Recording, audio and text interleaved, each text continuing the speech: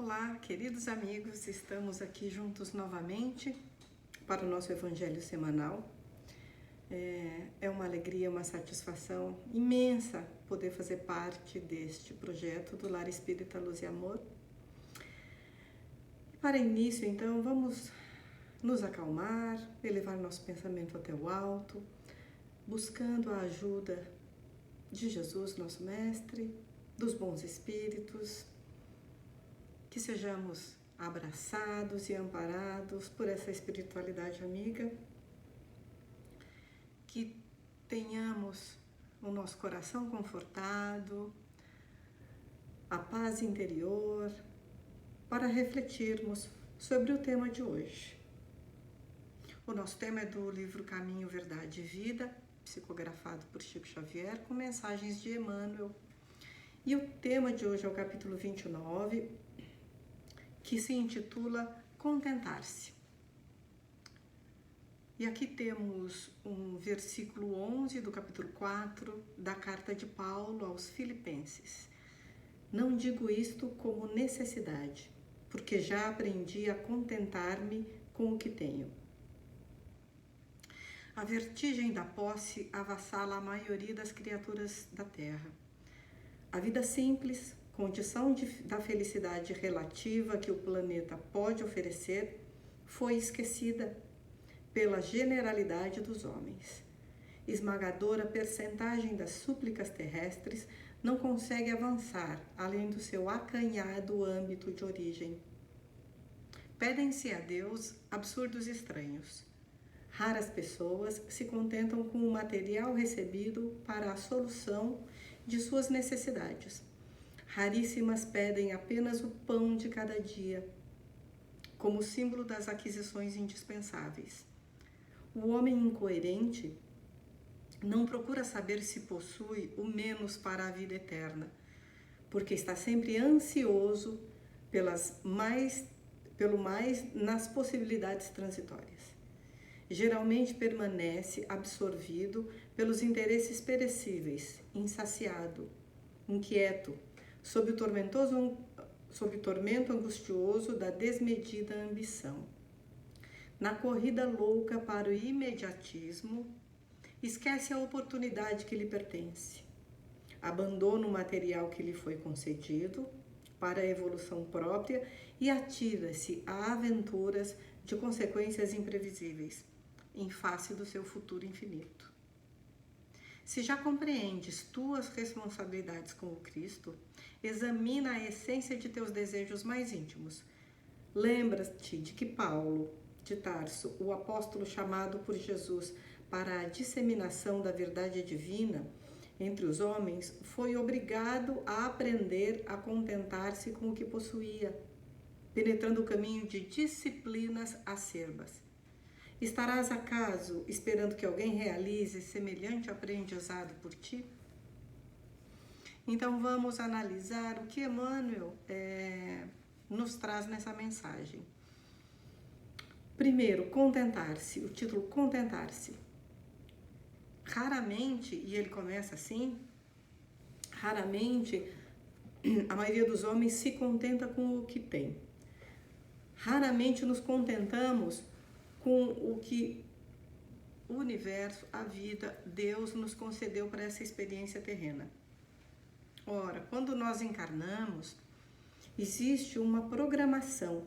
Nós nos submetemos e muitas vezes participamos dessa escolha. Então, nós participamos, na maioria das vezes, quando o espírito já tem uma condição moral, intelectual e uma maturidade espiritual, nós participamos da nossa programação na Terra. Então, quando nós viemos, não são todos os atos, todos os acontecimentos que são programados. E, evidentemente, quando a gente fala em programação, isso significa que é uma meta traçada, uma rota traçada, que nós podemos seguir quando encarnados ou não. Podemos, com o nosso livre-arbítrio, nos desviar da nossa rota.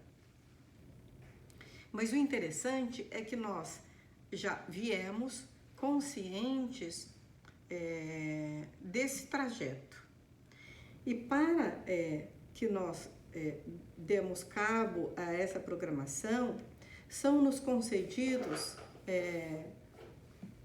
os bens materiais de que nós necessitamos para essa encarnação.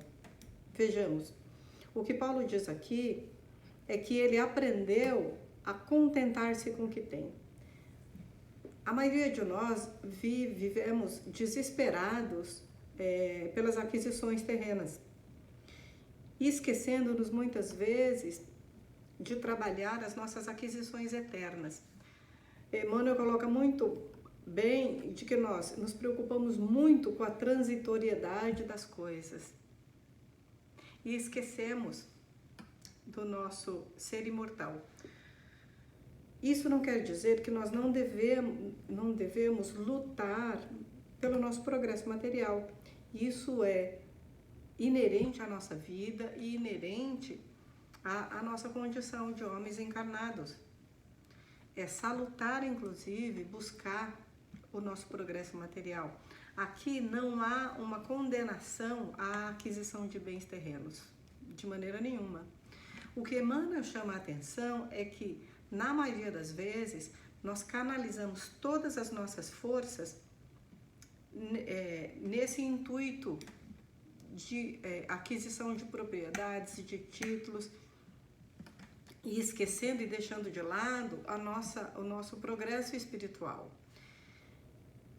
E aqui contentar-se com o que tem nos chama a atenção para a necessidade de valorizarmos aquilo que nós conquistamos, aquilo que a vida nos traz, aquilo que nós temos de básico para as nossas necessidades diárias. Então, raramente nos contentamos com o pão de cada dia.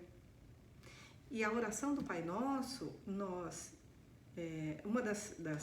uma parte da oração do Pai Nosso é: dai-nos hoje o pão de cada dia, ou seja, dai-nos o necessário para viver dignamente. E aqui,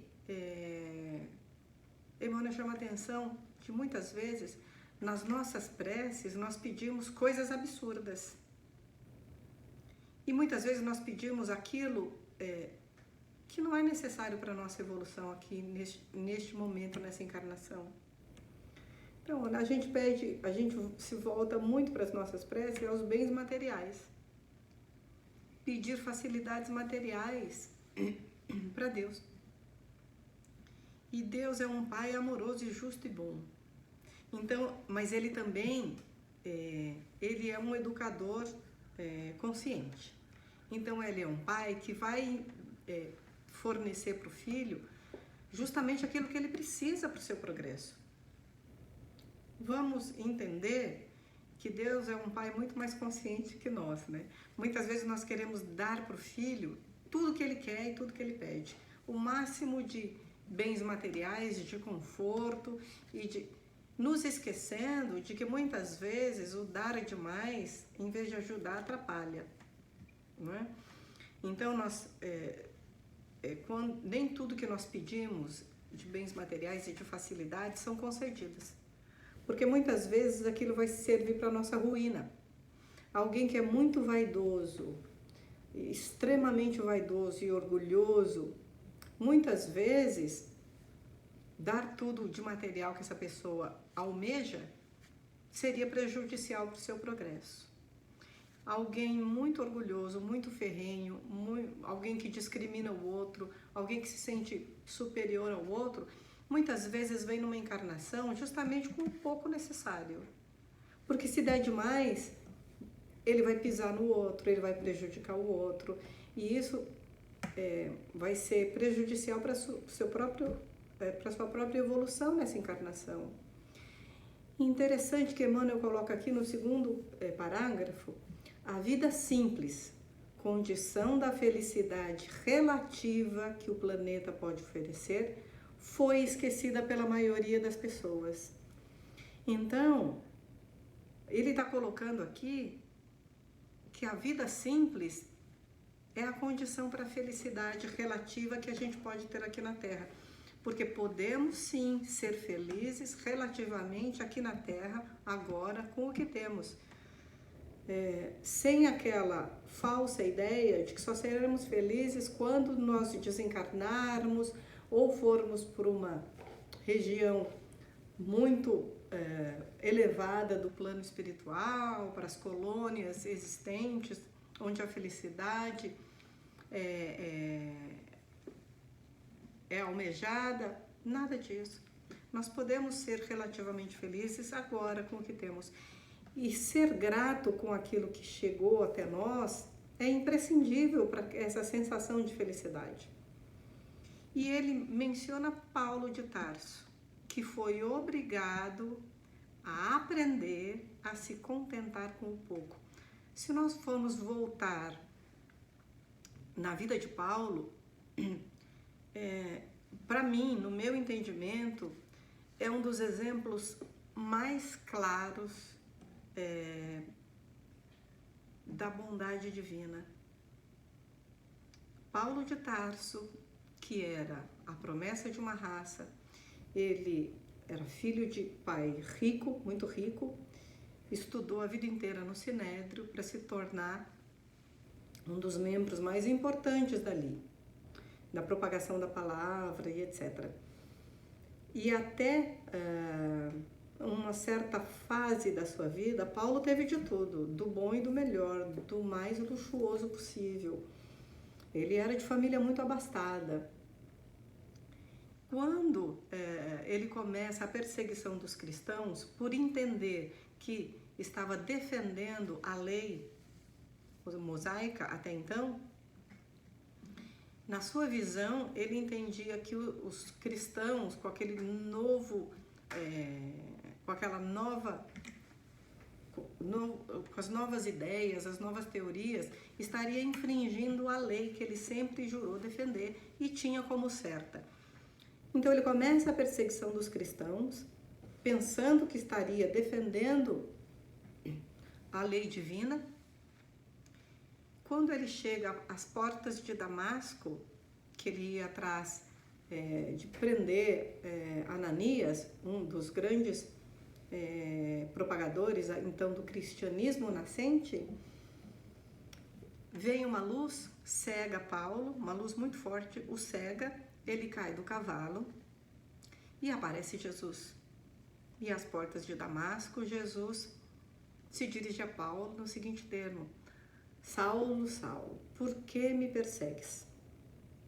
Naquele instante, Paulo tem a nítida consciência do equívoco que ele tinha cometido até então, perseguindo os cristãos. E naquele momento, ele não dá nenhuma desculpa, ele não se condena, ele não carrega a culpa, né? Ele reconhece o erro, mas imediatamente a resposta que ele dá para Jesus: Senhor, que queres que eu faça? Então ele se coloca à disposição de Jesus. Naquele momento, ele abandona a vida antiga, ele abandona os bens materiais, ele dá menos importância para os bens materiais, ele coloca até em segundo plano amigos influentes, o sinédrio, família, todos aqueles que não iriam compreender a sua mudança. Mas ele se coloca integralmente à disposição de Jesus. E nesse instante começa o seu aprendizado, esse desprender-se das coisas materiais e de todas as facilidades que a vida até então tinha lhe trazido, que foi importante até ali para sua formação. Ele era doutor da lei, ele tinha uma eloquência fantástica, mas Jesus chega até Paulo como o vaso escolhido. Ele é o vaso escolhido porque ele tinha toda a condição de levar e de transitar por tanto em Roma quanto perante os judeus. Ele tinha cidadania romana, ele era o cara preparado. Mas era preciso, então, que ele abandonasse todas as facilidades da sua vida até então para iniciar um novo capítulo. Então os amigos lhe viram as costas, o sinédrio, a família, né? Ele é deserdado pelo pai e ele vai para o deserto sem nada, sem dinheiro, sem posse, sem nada. Ele vai então e fica tecendo, porque todo judeu ensina para o seu filho a sua profissão, por mais humilde que seja. Então ele aprendeu a tecer, ele foi virar tecelão para sobreviver. E ele aprendeu a viver com o mínimo possível, o mínimo, inclusive da ajuda dos outros. Tanto que essa carta que ele dirige aos filipenses, ele começa a carta agradecendo a ajuda, inclusive material, que a igreja de Filipo fornece aos cristãos. E ele aprende a viver com o básico e com o mínimo. Mas viver com o básico e com o mínimo lhe trouxe a felicidade relativa. Uma felicidade que ele não tinha enquanto Saulo vivia cercado de todo o luxo, de todas as regalias. Por quê? Porque não era o propósito dele. O propósito de Saulo, a meta da reencarnação dele, não era viver no sinédrio, defender a lei mosaica e viver ali naquela condição que até então ele tinha vivido. O projeto era outro. Por isso que Emmanuel, nessa carta, nos pergunta: está ciente do seu compromisso com o Cristo? Porque às vezes nós pedimos nas nossas orações algumas facilidades e que nos livrem dos problemas e das dificuldades, quando, na verdade, nós deveríamos, primeiramente, agradecer aquilo que temos, olhar tudo que nós temos na nossa vida, tudo que nos foi concedido, não só de bens materiais, mas amigos, família, trabalho, tudo que nos traz a condição de viver dignamente, quando tantos outros têm menos que nós. Então, a primeira providência é agradecer, é ser grato. Então, analisemos na nossa vida hoje e vamos listar aquilo que nós temos como elemento para gratidão. Primeiro, saúde, quem tem saúde. Trabalho, por mais humilde que seja. O trabalho, inclusive dentro de casa, da dona de casa. Se eu estou, onde eu estou empregando as minhas forças para fazer algo produtivo, é motivo de agradecimento. A saúde, quanto tantos outros sofrem nos hospitais, nas casas de saúde, em casa. A saúde física, mental, a saúde emocional. Tem tanta gente com saúde física, mas doente emocionalmente. Então, se nós estamos, olha quanto leque nós temos para agradecer. O pão de cada dia. Agradecer o pão de cada dia. O que é o pão de cada dia? Eu tenho aquilo necessário para a minha sobrevivência. E às vezes tenho até mais. Tenho o supérfluo, tenho aquilo que eu posso extrapolar do mínimo. Agradecer a família, por mais conturbada, por mais estressante, por mais problemas que tenham, se eu tenho uma família, já é motivo de gratidão. Amigos, eu tenho amigos, né? Principalmente nessa época que nós estamos vivendo pós-pandemia, que nós ficamos um tempo isolados. Será que não foi justamente para que nós aprendêssemos a viver com o menos, com o necessário, não com o menos, com o necessário? Será que o guarda-roupa lotado de roupas, aquele consumismo exagerado, será que é necessário? Será que eu não posso empregar os meus recursos no estudo, numa saúde melhor? Será que eu não posso separar um mínimo que seja para ajudar alguém? Gente, tem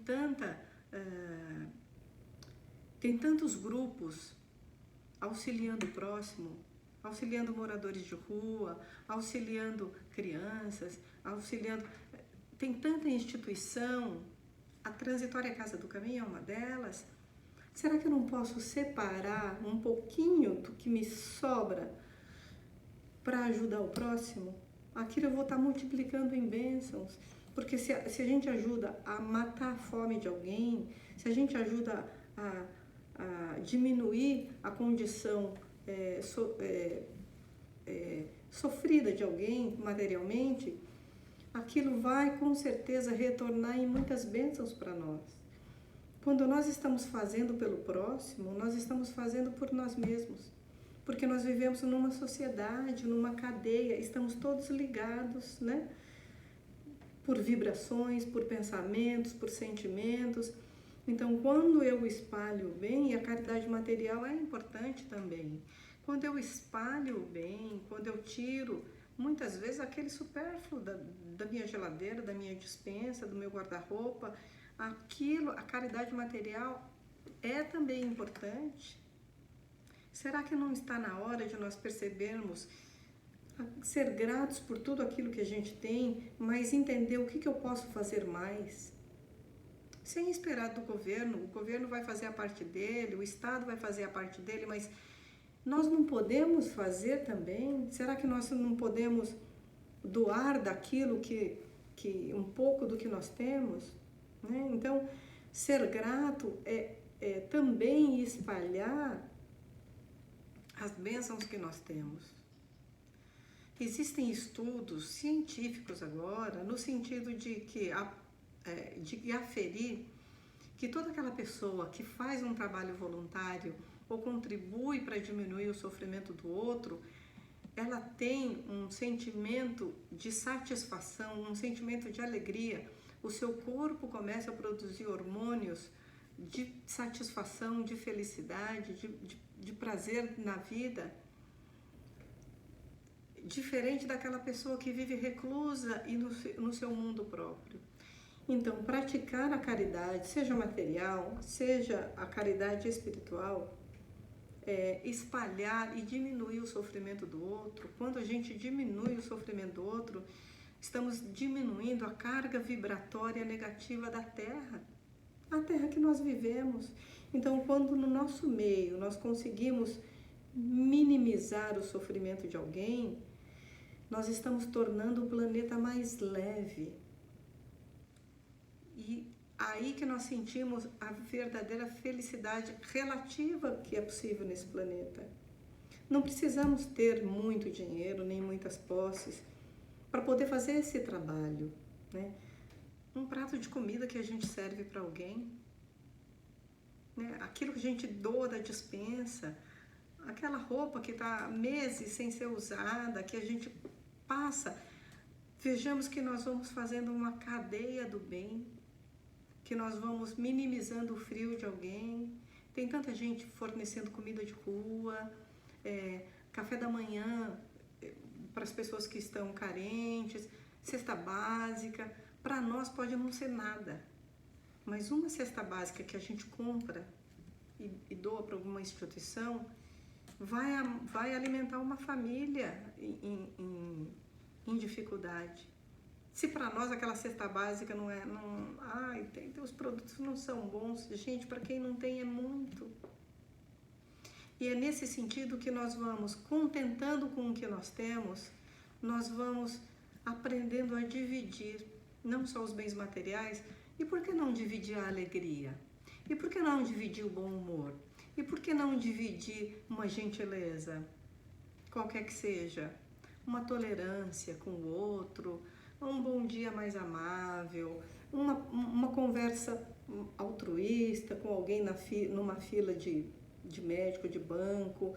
Por que nós não podemos espalhar um pouco do muito que nós temos, não só de coisas materiais, mas principalmente desenvolver em nós esse sentimento de gratidão e passar, né? E ser como o vento que passa, serve e vai embora. Ele não olha para trás para ver se o outro é grato também, para ver o que o outro fez com aquilo que a gente doou. De maneira nenhuma. E assim nós vamos diminuindo a dor do outro, a fome do outro, diminuindo a tristeza do outro. Tudo isso nós vamos contribuindo para que o planeta seja mais leve. E, em consequência, isso retorna para nós. Olha que interessante, né? A lei de causa e efeito. né? Então, o que nós falamos muito de causa e efeito no sentido da responsabilidade daquilo que a gente faz, por exemplo, de prejudicial para o outro que retorna.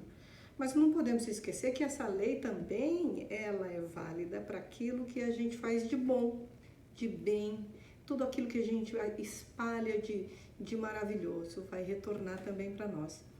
Então, não nos esqueçamos, hoje e sempre, de sermos gratos e aprendermos a viver bem com aquilo que nos chega. E se formos merecedores, até o nosso progresso material vai acontecer, mas precisamos principalmente ser muito gratos a Deus, ao universo, aos bons espíritos, por tudo que nós temos. Ser grato abre muitas portas e vai nos trazer a sensação realmente dessa felicidade relativa, com a vida simples que nós podemos levar, né? E confiando sempre de que tudo aquilo que nós merecermos vai chegar. É preciso trabalhar para merecer, não é? Então vamos trabalhar o nosso sentimento, o nosso coração, para que sejamos gratos e possamos espalhar todos os benefícios que nós temos, tudo de bom que nós temos, e espalhar para o próximo. Seja uma palavra, um pensamento, uma oração, uma atitude ou as coisas materiais de que nós podemos dispor. Que Jesus nos abençoe, que possamos aprender a viver essa vida simples, mas feliz, e contribuindo para a felicidade do próximo também. Que possamos ter uma semana cheia de grandes realizações, de muito agradecimento, de muito progresso, de muito trabalho e de muita alegria também.